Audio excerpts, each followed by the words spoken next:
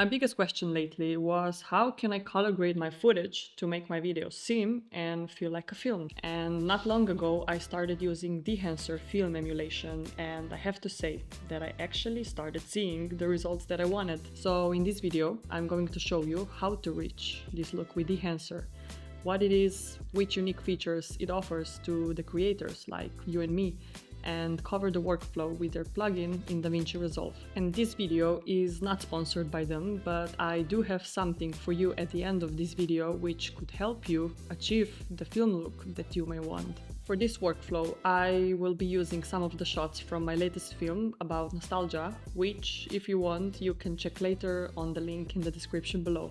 I will cover each section roughly and with the most useful tools for me, but the best part is that you can play around yourself and see what suits you. So let's dive into it.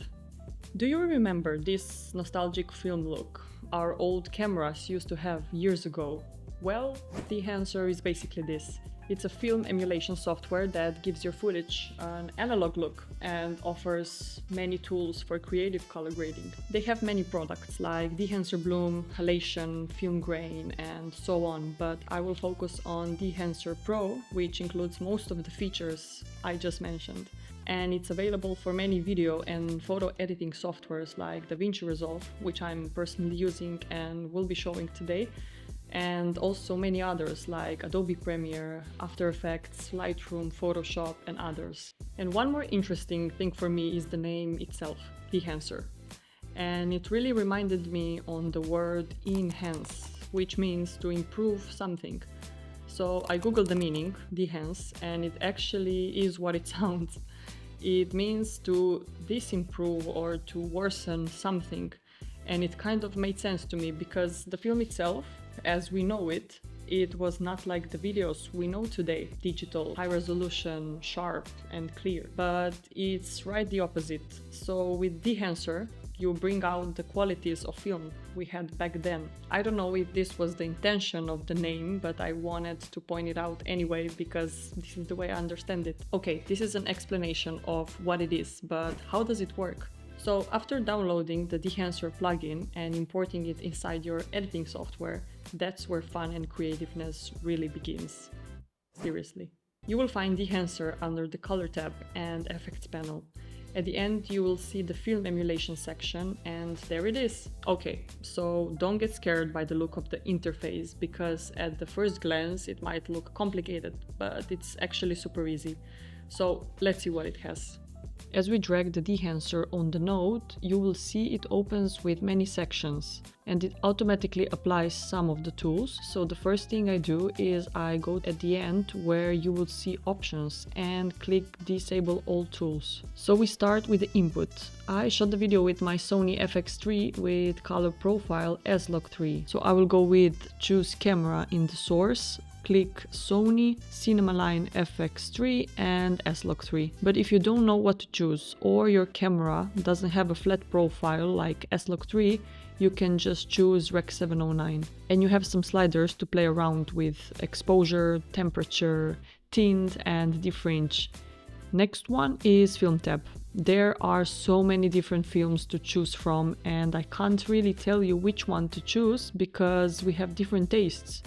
I haven't used it for this video because I wanted to create my own film look, but there are a lot of great options to play around with and I will sure use it next time. Then I go to the film developer. Here I use the increasing contrast to create a more natural look and distinction between shadows and highlights. Gamma correction basically determines how much the midtones are shifted either towards shadows or highlights. I want to have it more to the shadow side, so I decrease the gamma correction. Then I go to the color boost, which basically increases or decreases the overall saturation of the image. So here I will boost it a bit too much, just to show you that the color separation, on the other hand, if reduced, it affects only the most intense colors in the video. I really wanted to pop out the beautiful autumn colors of the trees that we had, so I boosted the color just a bit. Then we have the film compression. This one is more or less all about the highlights. What actually really creates the analog look without even realizing it is the compressed highlights. So when we turn this on, you will see that the highlights get pushed more into the midtones. The impact, as the name itself, determines how much you want to compress the highlights. In the white point, the more you decrease the value, the more contrast and possible clipping highlights will appear. And the more you increase the value, the more flat and gray they will get. So I leave it at default, which is 100. Tonal range affects the whole image from the brightest highlights to the darkest shadows. I don't want to overdo it, so I leave it at default as well. Color density tells you how saturated the highlights will be. The more to the 0 is less saturation, and more to the 100 is more saturation. It doesn't have a big impact in my case, so I leave it as it is. Then we enter to the expand section. Here you have a manual control of the black and white areas. I use the normal color mode, but if you want to increase contrast and don't want to affect the saturation, but only luminance, you can use the Luma mode. Then we move on to the print section.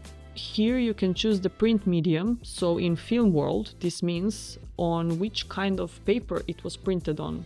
Each one has its own characteristics in color and contrast, but I use the linear one as the most neutral one.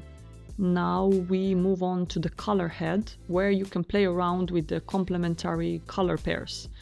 If you don't yet feel satisfied with the colors you have, you can push more towards one color or another to get the look you aim for. I didn't use the colors, but I did play around a bit with the colors of the shadows and midtones, which I found very useful. And now we finally get to my favorite trio for the film look: grain, halation and bloom. Let's start with the grain. This one is almost a must when wanting to achieve the film look.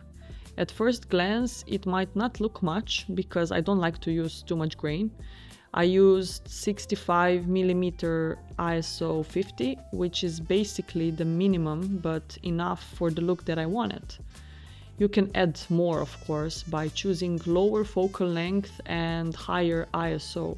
And now we move on to my favorite, halation. It is an amazing tool to make your footage really seem like it was shot on film. It adds this almost like reddish bloom to the highlights, and it's just cool. You can choose different profiles and intensity, and I used 8mm and amplify it somewhere in the middle. Moving on to the bloom effect. It basically blooms the highlights and creates this nice dreamy look on your footage. Here you can also play with different profiles and amplification, and I really love this one. Now I skip over a few sections and move to the vignette. I will remove the grid so you can see clearly what is going on. For me, this is a must-do when using Dehancer. When you enable it, you can see the corners get darker. This basically draws attention more to the center of the frame where your subject is and adds this extra depth. I usually drag the feather slider all the way down to clearly see the shape of the vignette that I want to have. I change the size and then feather it out again. I will quickly go through the other sections that I didn't use for this video, but I think they're very useful for achieving the film look. We've got film damage that gives the video the real film look with the natural dust, scratches and stains. Super cool tool. Then we move on to the film breath and gate weave. Film breath gives your video a change in exposure, contrast and color. It really gives you and the viewer a feeling of the analog look. And the gate weave, on the other hand, gives your footage a natural jittery effect and the feeling of a shaking camera. And the next one I want to talk about is Overscan. This one gives you the film frame. In Dehancer you can choose from so many different ones, and it just gives this cool film effect with the perforations. You can also change the perforation from negative to positive, and basically the whole tool is really customizable. Coming to the end, we have the monitor section where you can basically check if you've gone too far with the blacks or the highlights. The blue indicates the clipped blacks and red indicates clipped highlights. In the output, you can play with the overall look that Dehancer gives you. So if you think it is too much of what you did, you can just drag the slider down a bit.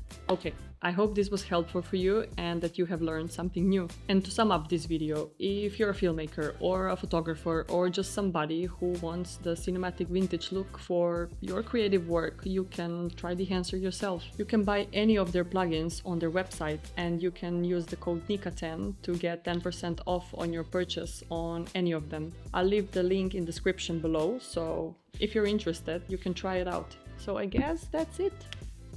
Thank you for watching and I'll see you in the next one.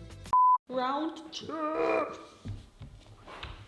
And I have to say that I don't know what I have to say. From the top, tap.